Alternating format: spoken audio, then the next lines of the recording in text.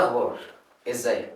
طيب، زي ما إحنا متعودين أنا عايز أقول لك عن موضوع كده لاحظته يعني، إن في حاجة اسمها التجربة أهم من الكلام، أو أهم إن أنت تشوف حاجة وما تجربهاش.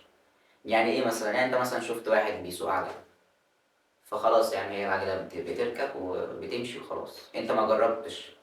لازمًا إن أنت لما تكون عايز تتعلم حاجة ما تشوفهاش كده وبس نظر، لازمًا تجربها، لازمًا الحاجة اللي أنت عايز تتعلمها دي تتعلمها بجد. يعني مثلًا بالعربية مثلًا شُفت واحد بيسوق، تمام أنا خلاص عرفت أسوق، أنا خلاص بقيت باعرف أسوق، تيجي تركب ما دبرياج ومش عارف إيه ولازمًا تجيبها على الأول وبعد كده التاني، لازمًا تجرّب، لازمًا تغلط وتغلط وتغلط وتتعور وتُقع وتقوم وتعمل كذا وكذا وكذا، علشان الناس فعلًا تقول لأ ده تعب، لأ ده فعلًا جرّب وغلط.